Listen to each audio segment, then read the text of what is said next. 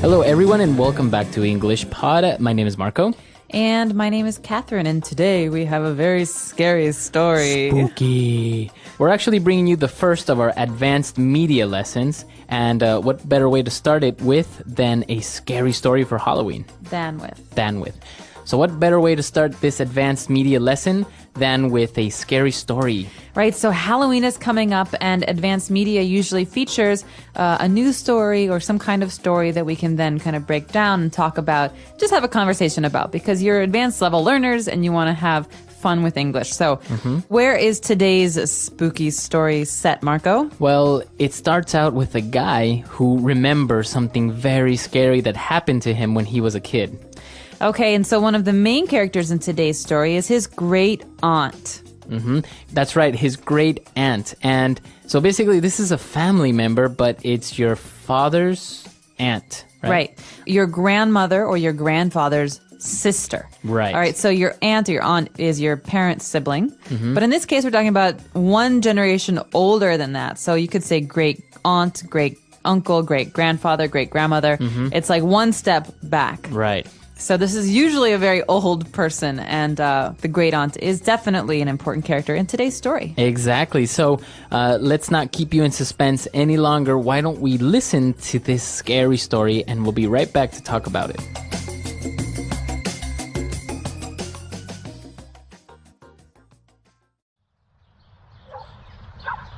Oh no, the lights went out. Honey, can you light a candle?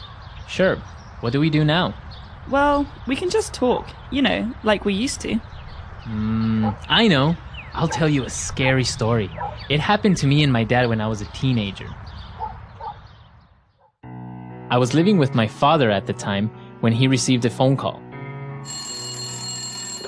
Hello. Yes, this is him. I see. Sorry to hear that. Okay, no problem. I'll be there shortly. Pack some clothes, Tony. My great aunt is very ill and no one in the family wants to take care of her. We're going to stay at her house for a few days. Aunt? What aunt? I never knew you had a great aunt. Well, the family doesn't talk about her, or get near her for that matter. Why is that? Come on, we have to go. So we arrived at this old house on the outskirts of our town. There was almost no one around, and the house had an eerie look to it. Once inside the house, we walked to her room, and I was surprised to find my dad's great aunt in a wheelchair, yelling at someone, but we were alone in the room. Hi, Aunt Ursula. This is my son, Tony. Why have you come? Why are you here? Don't you know it isn't safe? My time is near. He's coming for me. Who is coming for you? The Prince of Darkness, the Lord of the Underworld, the Tempter, the Old Serpent. Come on, Aunt Ursula, let's lay you down. You need to get some rest. Tony, help me lay her down. That night, we slept in one of the 12 rooms of that big old mansion.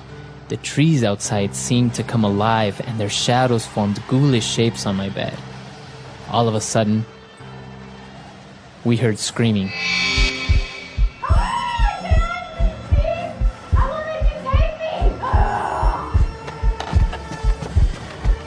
Dad! Something is attacking Aunt Ursula! Go back to the underworld, you dreamer. I shall be judged before you can take me. The door is jammed. Stand back. Aunt Ursula, where are you? Over here! And as we approached her, she was lying on the floor with her hands and feet open like the Vitruvian Man, breathing heavily with bloody marks and scratches on her arms, legs, and face. Remember how I mentioned that she was in a wheelchair? My aunt had been paralyzed from the neck down for just over a year. After this incident, strange things would happen in the house, and my aunt would yell and scream, according to her, warding off the evil that had come to get her. As the days passed, she became very weak and eventually was unable to talk. My dad had to work during the day, so I was left to care for her. When she lost her voice and laid on her deathbed, I would hear her breathe in and out.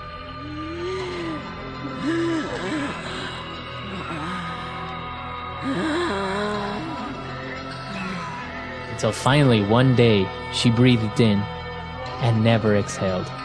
That night, I felt relieved that it was finally over, but it wasn't.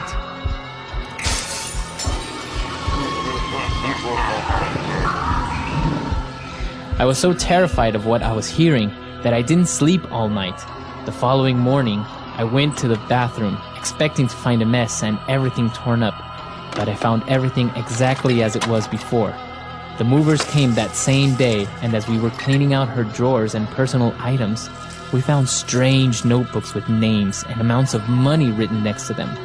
We found pictures with people's faces sewn with black or red string. And you want to know what the strangest thing was?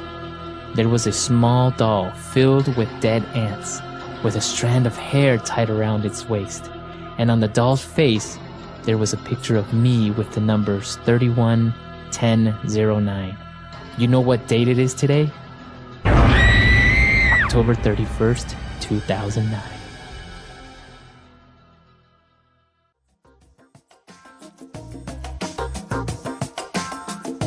All right, we're back. So, what you think? Pretty scary? I got goosebumps. It's a little spooky. A little yeah. scary. Now, what's interesting about this story? It's based on a true story, so that makes it even scarier. No. Yeah. Dare I ask? Did this happen to you? No, I'm not old enough. But this actually happened to a family member of mine, and that's why I know this story. So it was kind of told to me when I was a bit younger, and I remembered it. And well, Halloween is a great time to remember these things. And the first time you heard it, it scared the crap out of you, right? Oh yeah, for sure. Actually, the first time I heard it, we were on an airplane, like on October 31st. Oh, wow. So it was pretty scary. Well, we've got a lot of really interesting stuff here. We're not going to dwell too long on the grammar or the vocabulary because we assume that most of you have understood this, but there are a couple of things that can be really difficult even for English speakers. So the first one is this phrase, my time is near. My time is near. So what does that mean exactly? Well, my time is near. My end is coming. It means I'm very old and I'm probably going to die soon. So my time, his time, that's when you die. Okay, so it's always used in reference to death, right? In this case, yeah.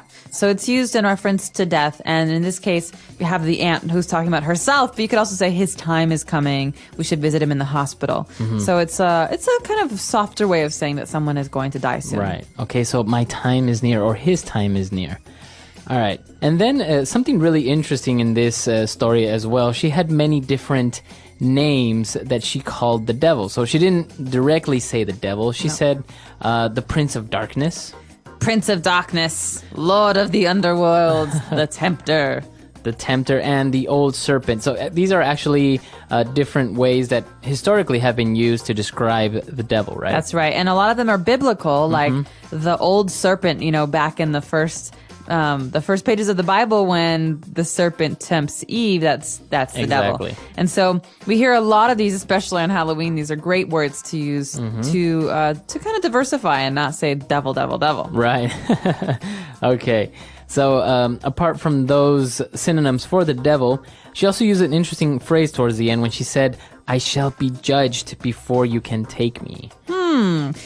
So, judged, to judge, this is to see if something is right or wrong. But in this case, we talk about judgment at the end of a person's life. So that means when you go to the gates of heaven and there's St. Peter and he has a list of the good and the bad and he says yes or no. Right. And then if you're a no, you get sent down to hell. If you're a yes, you go to heaven. Right. So she says, I shall be judged. This means I want my day in court. I want to have my actions analyzed by St. Peter, not by you. Right, exactly. So actually this makes reference to a lot of beliefs in Christianity, right? So it's just another aspect of the story, but of course, other religions probably don't have the same things such as the gates of heaven and St. Peter. Right, the system of judgment.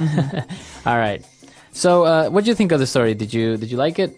I really liked it. I thought it was really spooky, and I thought that it built up well. But I also like the imagery. We talked about, or we haven't talked about this yet, but he describes his great aunt. The character describes his great aunt as being spread out like the Vitruvian man. So you have this image of her arms spread out and her legs spread out. You know that picture that Da Vinci did of a human being, and it's like an anatomy, and it's in a circle, and you can see the legs and the arms.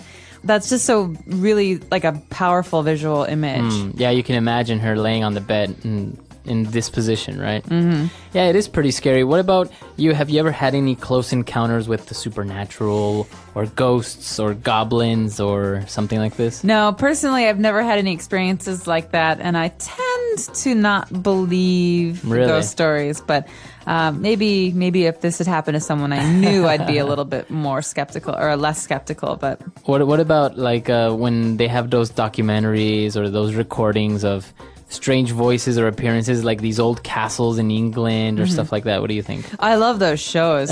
I just watched one, and it was about a haunted house. There was a woman who used a Ouija board, and it let a demon out, and the demon possessed the girl, and they called in a priest, and the priest had to like exorcise the demon from the little girl, and the house was haunted, and it was hurting people, and it was like possessing people. Wow, it sounds like a movie. Yeah, it does, but it was like a TV show on Discovery Channel, and it was really, really fun. But like, I don't actually believe that like a spirit could push someone down the stairs. I think that you trip and then you attribute it to a spirit. But right. What about the Ouija board? That's an interesting tool that many people say opens up, like portals and dimensions towards hell, or spirits can come out and stuff like that. Right. Well, for those of you who don't know, the Ouija board is a board, like a piece of cardboard that has letters on it, letters and numbers, and so you have this glass that you hold. And once the spirit comes, it guides the glass to point out to names or places, and you spell them. And they're really popular with like 13-year-old girls who have these slumber parties, and they use it. And we always have to say, who is she going to date? And then it moves.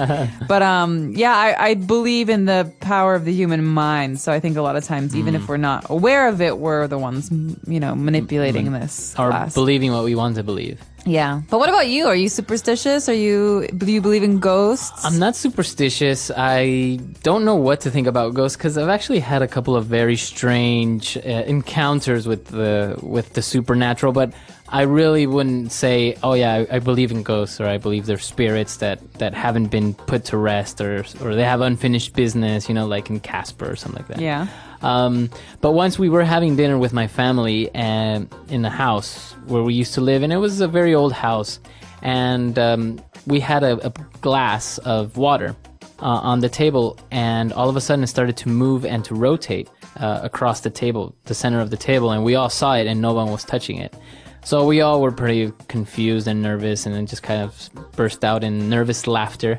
And we didn't really know what to make of it, but it was very strange because it moved a good amount. It was like half of the table, and it was spinning at the same time, so it was very strange. Weird. So so things like this, and in general, Hispanic or Latin American culture they're very superstitious. They have a lot of beliefs in like magic, or some people still are reluctant to give out a picture, for example, because of something like this in the story. They say you shouldn't give out pictures to boyfriends or girlfriends or anyone, because if you break up or something is to happen, then they could do something with that picture and maybe hurt you. Really? So this idea that you have a likeness, like a picture or a doll or something.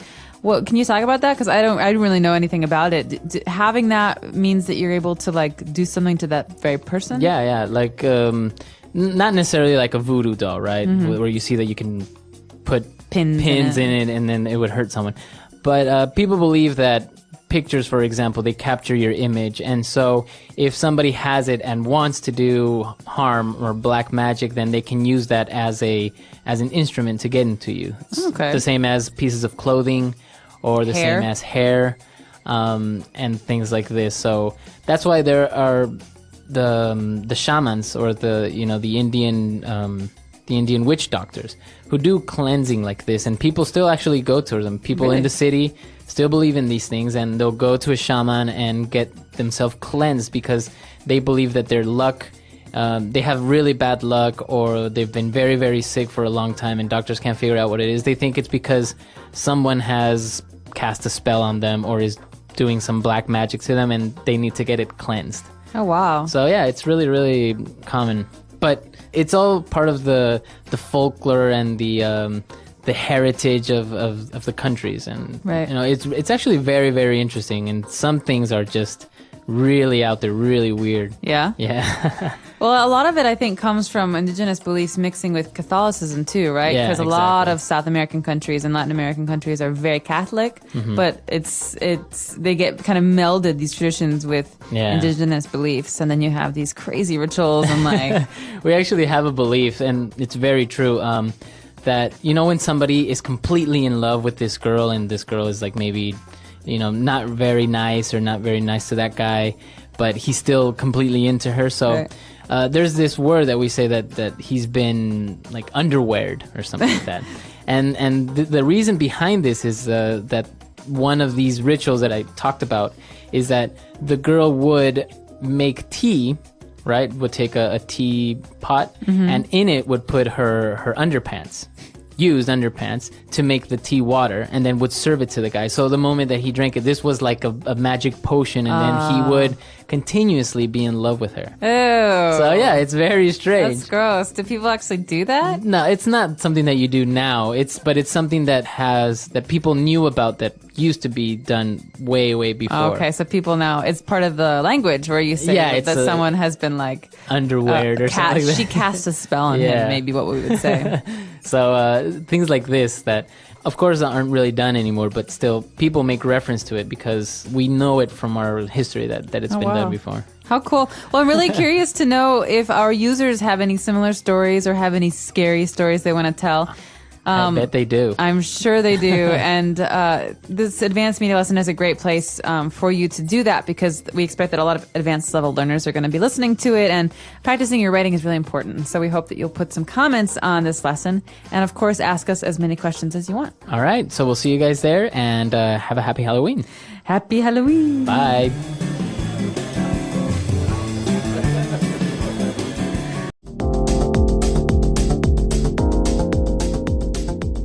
Hello, everyone, and welcome to English Pod. My name is Marco. My name is Catherine, and today we have a very special lesson for you. This is actually the first in a series of lessons about interview skills. That's right. For 10 lessons that you will hear once a week for the next 10 weeks, we're going to take a look at an interview, a job interview, and we're going to take you step by step throughout the whole interview process, as well as teaching you some useful words and phrases that you can use next time you're at a job interview in English. Exactly. So pay attention. Today is the first day we're going to be entering the office, and we're going to learn some things that are important for talking to your future employer or meeting people in an interview. Okay.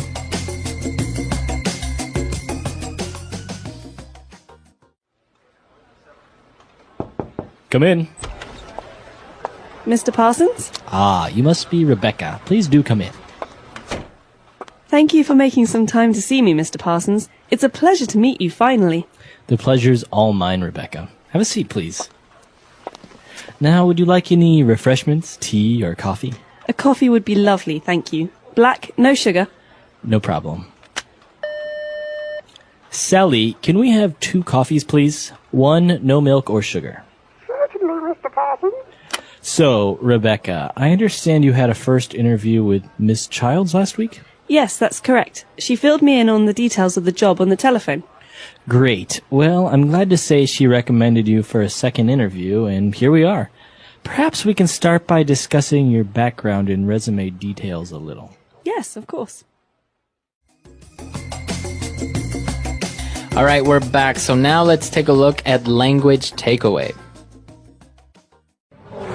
Language takeaway. So one of the first things that you're offered when you go to interview at a company is refreshments. Right. Would you like any refreshments? This sounds complicated, but it's actually a very simple word for beverages or drinks. Right. So that's why he offered her tea or coffee. Right. So refreshments are cola, coffee, tea. But how do you answer this? If I say, would you like any refreshments, Marco? You can say, yes, water would be fine, thank you. Okay, water would be fine. Or I'd like a Coke. Or I'd like a cup of coffee. Cup of coffee. Great. Refreshments are drinks. And after that, the characters are talking about the details of the job. So, what are these details? How are they different from the job itself? Well, the details of the job are the specific points about the job. So, for example, if she applied for a job as a receptionist, the details of the job would be answering the phones, taking messages, receiving people at the office. Those are the main details of the job. Also, we need someone who works from 9 a.m. to 5 p.m., someone who is going to come 5 days a week. So the details are basically more information about something. Right, the specific information about a general topic. And it's not only related to work, the details can be of many, many things. Right, so if I ask you about your details, Marco, you could maybe tell me your phone number, your address, My full name. full name or birthday. So these are Exactly. details. Okay. And, well, after they talked about the details of the job, after she explained that she received the details of the job by phone, Mr. Parsons said that she was recommended for a second interview. So Rebecca is coming to the office for a second time. She already had one interview, and the woman she talked to the first time recommended her for a second interview. So the verb here is to recommend. Right. And you can recommend a person, an object, a movie, and that's basically you are saying that this is good and that it's worth seeing, it's worth buying, it's worth interviewing. For example, I really like the movie Avatar. Marco, I recommend you see it. Okay, or I can say, Catherine recommended the movie Avatar. Okay, so Catherine liked it, Catherine decided, Catherine suggested or told Marco it would be good. That's right. So, to recommend. And then Mr. Parsons said that they're going to start discussing her background. Well, background, think of the word back. That means behind. This usually means a person's history at a job or at many jobs or even their educational background. Information about where they studied. That's right. So the background, maybe a person's background is, as you said, all their history, work, study, many, many different things, even maybe seminars or courses that they assisted. Or even just their personal history. For example, Marco, you speak English like an American. What's your background? Because I know you're not American. Right, I'm from Ecuador. Okay, background. So that means someone's personal history. That's right.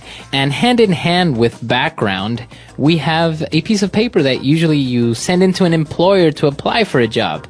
This is the famous resume. Resume. So you're right, Marco. Resume is a document. In this case, it is a document that lists your work history, your working background. And it's a very important part of applying for a job. And usually you send your resume before you go for the interview so that the employer can look and see, is this person qualified? How old are they? What's their work history? And, well, very similar to a resume, you may have heard a CV. That's right. A CV is a lot like a resume. It stands for curriculum C, vitae V, CV, and it's more detailed. It has more details about a person's academic or study history. Exactly. So a resume, I guess it's very similar to a summary of your work background, whereas a CV will have more details about your education, maybe more details about your work background, what did you do, objectives, etc. Great. So maybe we should listen to today's dialogue one more time, and when we come back, we'll be talking about some of the interesting phrases we heard in today's dialogue.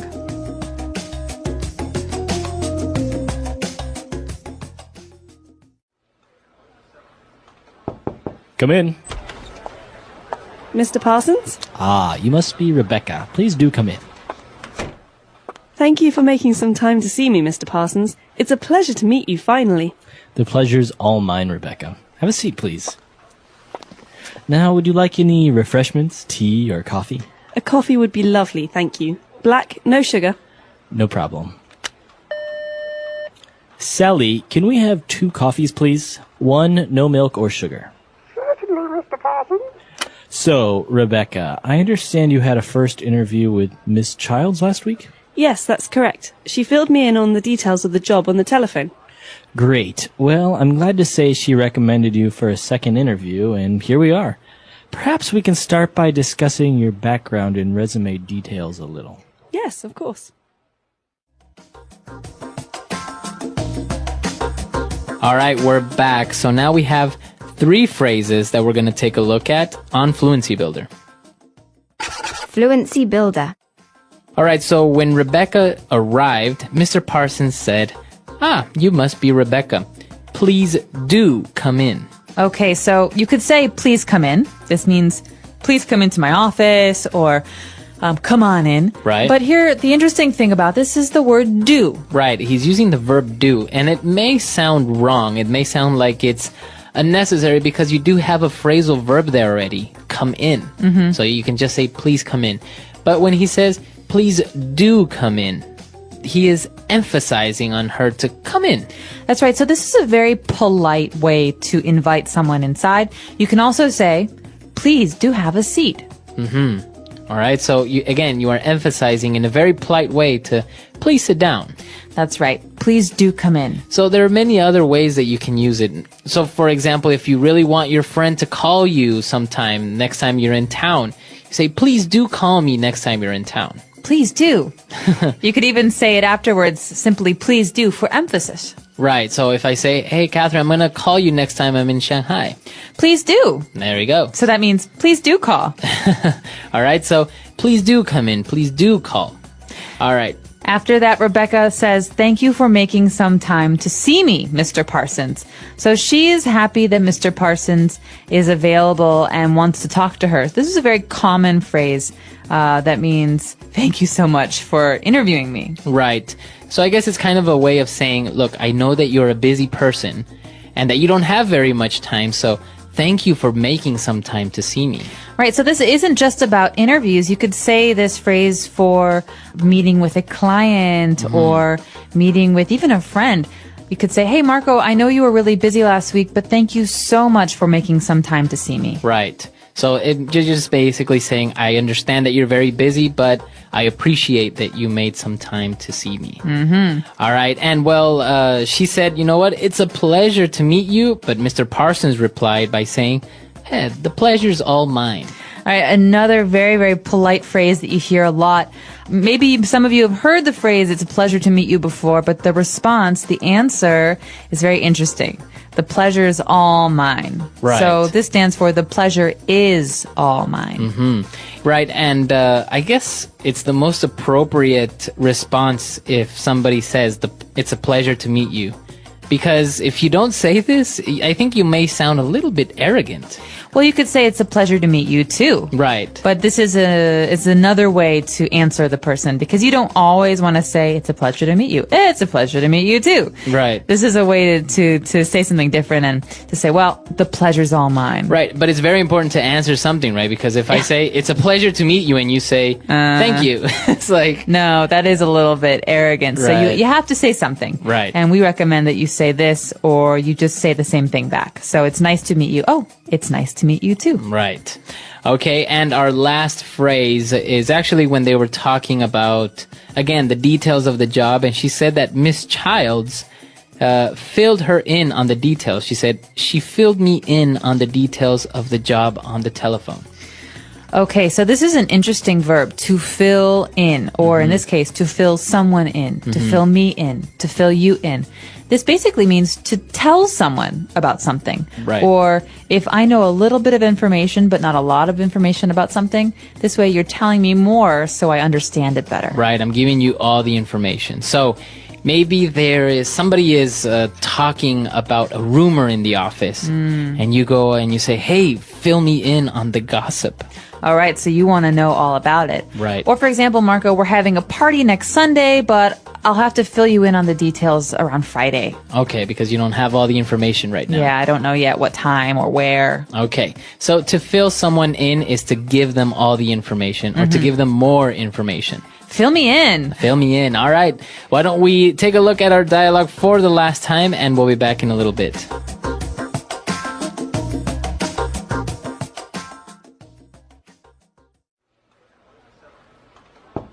Come in. Mr. Parsons? Ah, you must be Rebecca. Please do come in. Thank you for making some time to see me, Mr. Parsons. It's a pleasure to meet you finally. The pleasure's all mine, Rebecca. Have a seat, please. Now, would you like any refreshments, tea, or coffee? A coffee would be lovely, thank you. Black, no sugar. No problem. Sally, can we have 2 coffees, please? 1, no milk or sugar. Certainly, Mr. Parsons. So, Rebecca, I understand you had a first interview with Miss Childs last week? Yes, that's correct. She filled me in on the details of the job on the telephone. Great. Well, I'm glad to say she recommended you for a second interview, and here we are. Perhaps we can start by discussing your background and resume details a little. Yes, of course.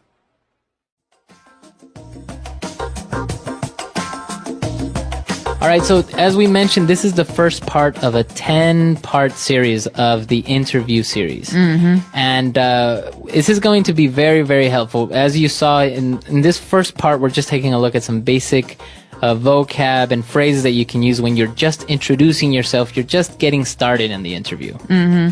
So what we're going to be looking at later on is talking about yourself, answering questions.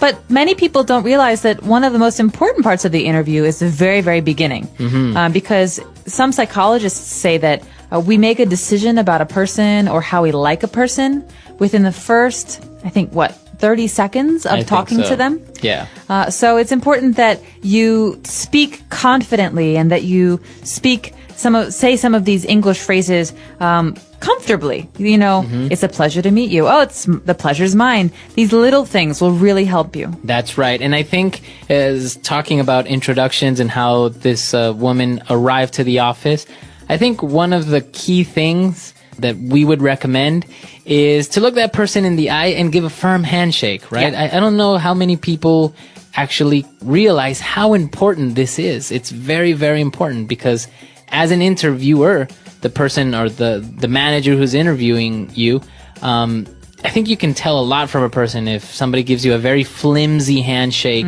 or doesn't look you in the eye.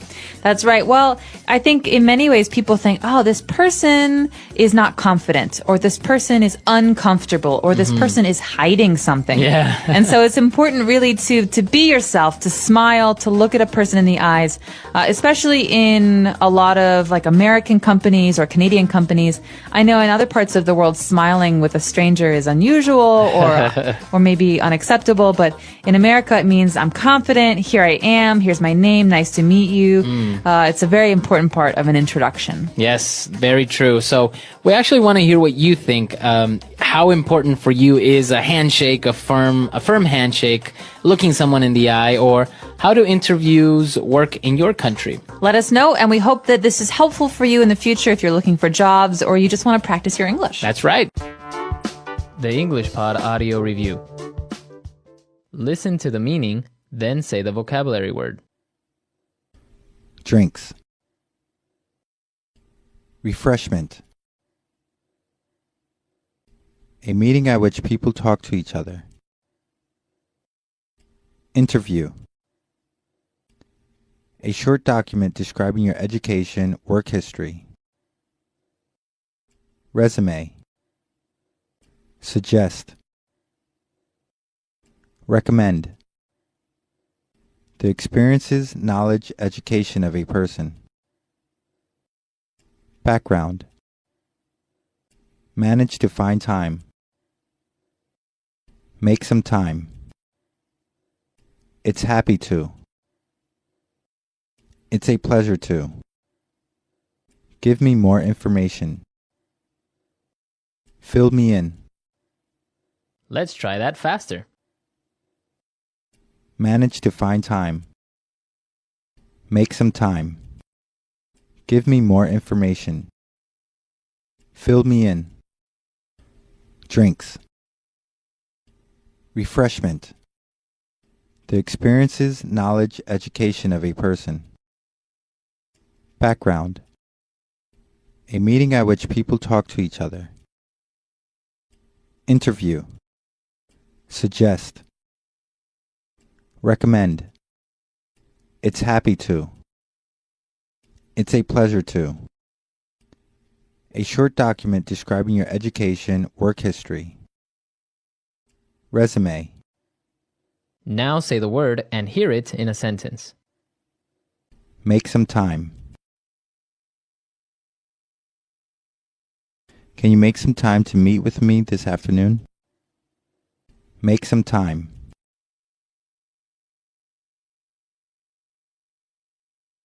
Please make time to finish that product today. It's very important. Make some time. I have to make some time to finish that report tomorrow. It's a pleasure to. It's a pleasure to visit the Beijing office again. It's a pleasure to.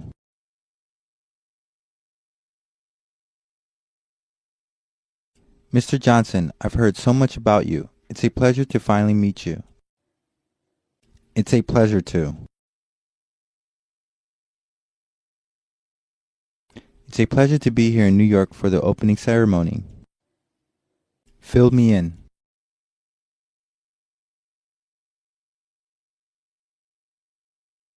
Amanda wasn't at the marketing meeting yesterday. Can you fill her in on what we discussed? Fill me in.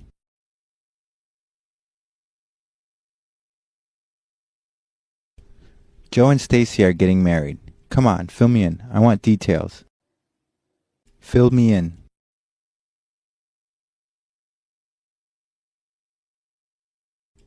I missed what Mr. Wang said about the new system. Would you fill me in, please? Recommend. Avatar is a great movie. I totally recommend it. Recommend.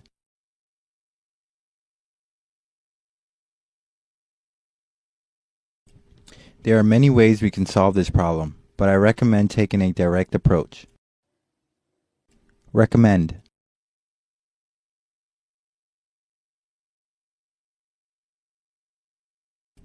I would like to recommend Scott for a promotion, but he has been late so often I don't think I can. Background. Jill has a strong background in IT. She studied computer science in university and spent 2 years working for Microsoft. Background.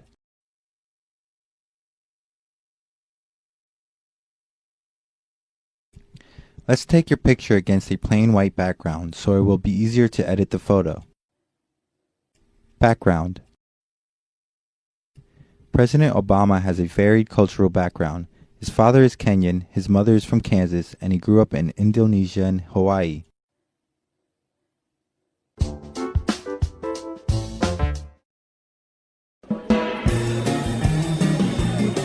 Hello everyone and welcome back to the English Pod. We have an upper intermediate lesson for you today. My name is Marco. And my name is Catherine. So today we're talking about something that everyone who's ever lived away from home has felt before.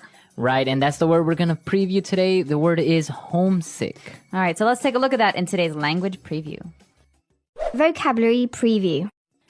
All right, so homesick. If you feel homesick or you are homesick. Well, yeah, you could say, I'm homesick right now, or are you feeling homesick? So it's a word that means I miss my home, I miss my family, I'm far away, or I haven't seen my family in a long time, and for some reason you just feel sad. Okay, so it's a feeling. You feel a little bit depressed, you feel sad because you're homesick. Right. Okay, so this is what's happening today in our dialogue, so let's listen to it for the first time.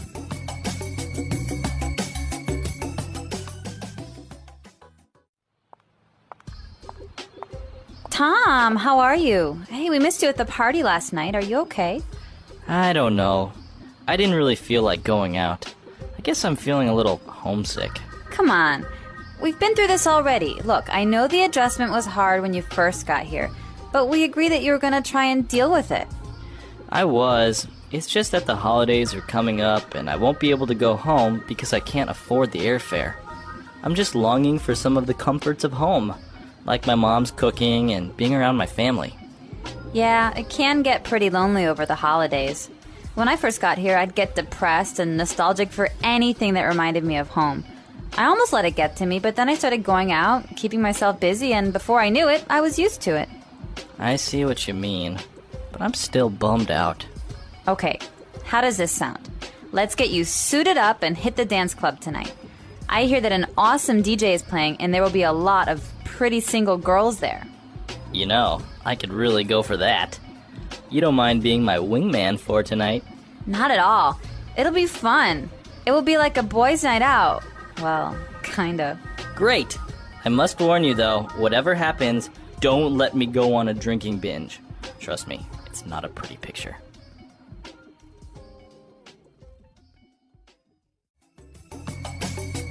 Alrighty, we're back. So, yeah, I guess he's very homesick. Very homesick. And his friend is really worried. Yeah, but actually, I think this is common, right? To be homesick during the holidays, like Christmas, for example. Oh, man. It's the worst during the holidays because you think of all the traditions and all the things that you normally do at home and you're not doing them. So this is something we're going to talk more about a little bit later on, but let's take a look at some of the language that was used in Language Takeaway. Language takeaway. This first one is key, right? So when you move away from home or when you move to a new place, you have a period of adjustment. So adjustment is kind of finding the right balance or doing something so that you can kind of feel comfortable. Okay, so you have to adjust to your new life away from home. Or your new environment. So many times people say, wow, moving to China must be a big adjustment. So it means there's so many differences that it must take a long time to feel comfortable again. Okay. All right, so that's adjustment. What else do we have? Well, we've got this next phrase that's really important, I think, but it often gets overlooked. We say the comforts of home, right? Comforts of home. So comfort's pretty easy, right? Feeling comfortable. So you Right. have comfort.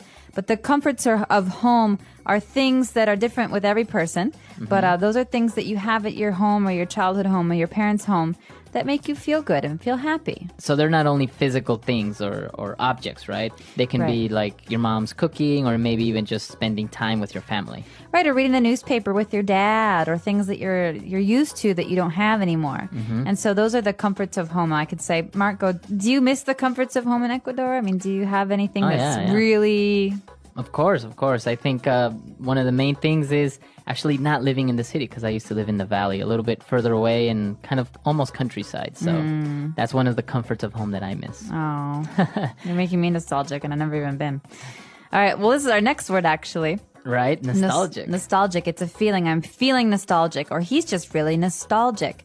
And so to be nostalgic is to kind of think about a time before or, think positively about something that you experienced before. So it's not usually a bad thing. It's never a bad thing. It's nostalgia is a good, warm, fond memory of something. Of something from your past. So you start thinking of something from your past that maybe brings nice, warm feelings. Maybe a little bit sad because you miss those times, but it's usually thinking about the past. Right. So I have nostalgia for my childhood. I loved summers in Chicago when it was hot and the kids would play in the sprinkler and I had my dog and, it's a happy feeling. Right. So nostalgia would be the noun and nostalgic would be the adjective. Exactly. All right. And our last word for today on Language Takeaway is bummed out.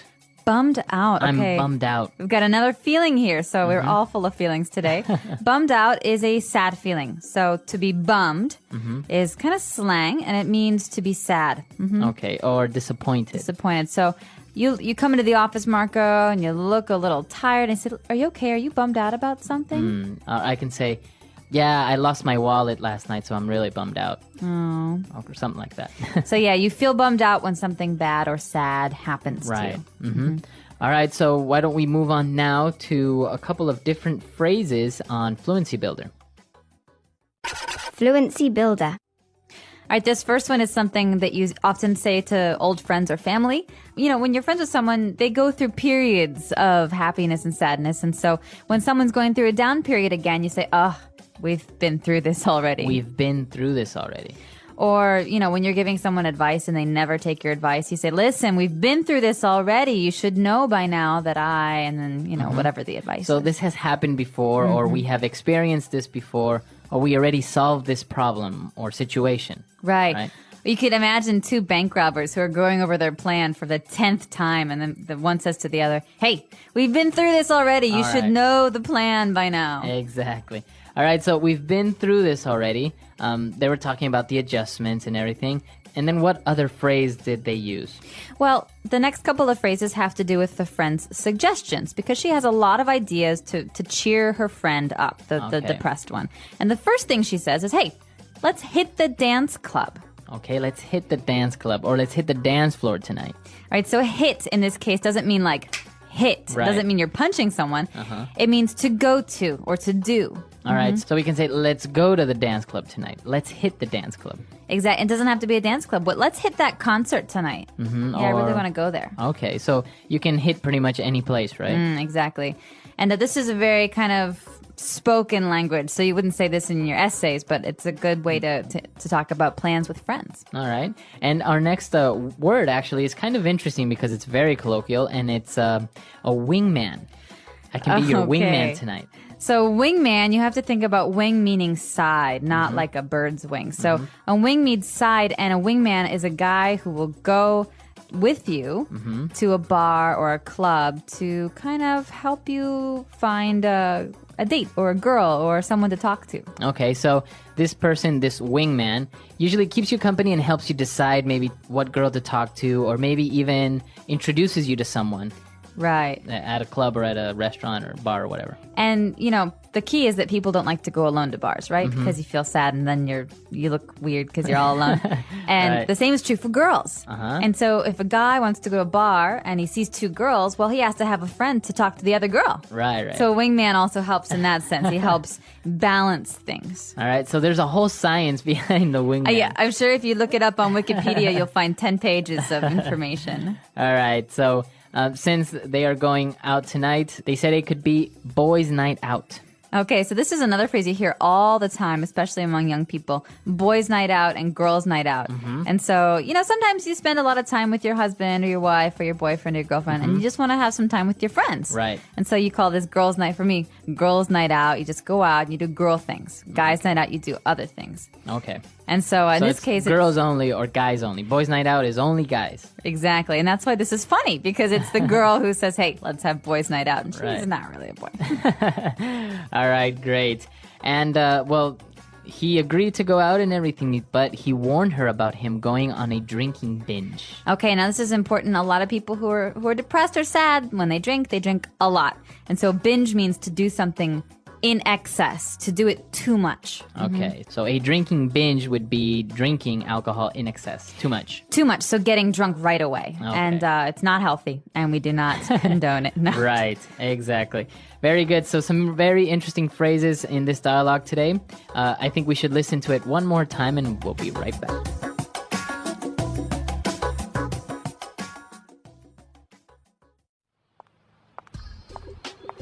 Tom, how are you? Hey, we missed you at the party last night. Are you okay? I don't know. I didn't really feel like going out. I guess I'm feeling a little homesick. Come on. We've been through this already. Look, I know the adjustment was hard when you first got here, but we agreed that you were going to try and deal with it. I was. It's just that the holidays are coming up and I won't be able to go home because I can't afford the airfare. I'm just longing for some of the comforts of home, like my mom's cooking and being around my family. Yeah, it can get pretty lonely over the holidays. When I first got here, I'd get depressed and nostalgic for anything that reminded me of home. I almost let it get to me, but then I started going out, keeping myself busy, and before I knew it, I was used to it. I see what you mean, but I'm still bummed out. Okay, how does this sound? Let's get you suited up and hit the dance club tonight. I hear that an awesome DJ is playing, and there will be a lot of pretty single girls there. You know, I could really go for that. You don't mind being my wingman for tonight? Not at all. It'll be fun. It will be like a boys' night out. Well, kinda. Great! I must warn you though, whatever happens, don't let me go on a drinking binge. Trust me, it's not a pretty picture.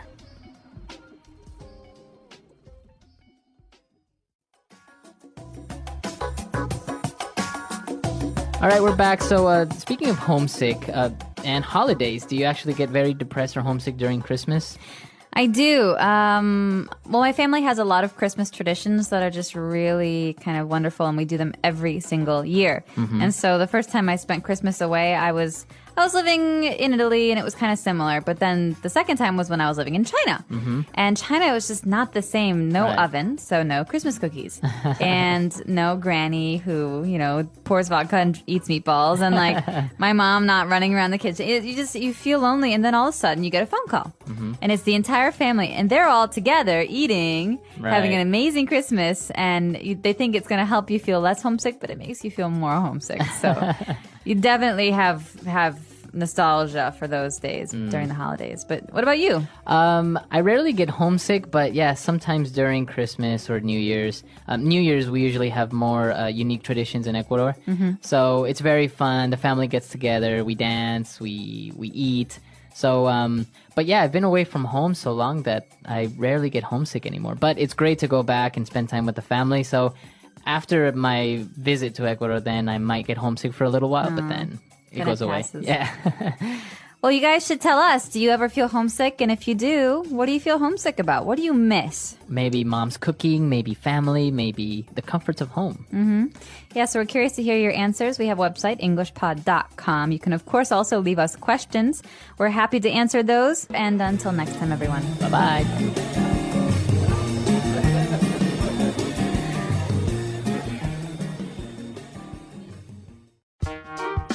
The English Pod Audio Review. Listen to the meaning, then say the vocabulary word. Sad because you're away from home. Homesick.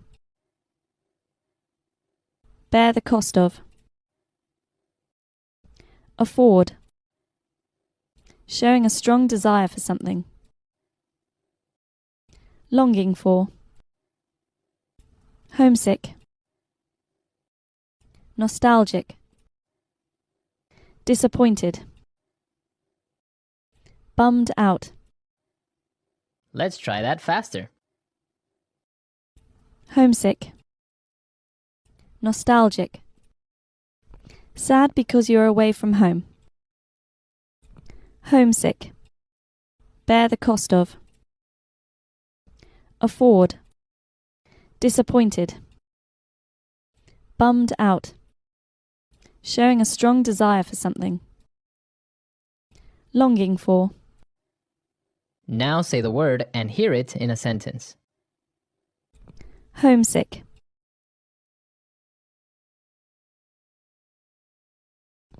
After 6 months living abroad, Ben started feeling homesick. Homesick. The best cure for homesickness is a phone call home.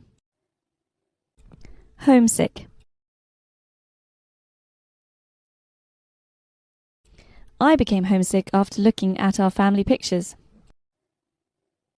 Afford.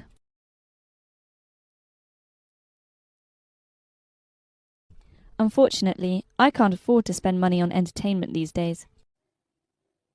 Afford. You can't afford to miss this opportunity. Afford. We were too poor to afford a doctor.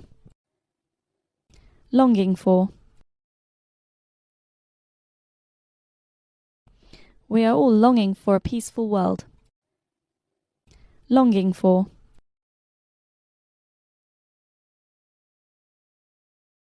After 3 months of separation, he longed for his wife. Longing for. I'm longing for the summer to end. Nostalgic. The old friends shared many nostalgic memories. Nostalgic. A wave of nostalgia swept over me after seeing my childhood home again. Nostalgic. She spoke nostalgically about her school days. Bummed out. He is bummed out because his girlfriend dumped him. Bummed out.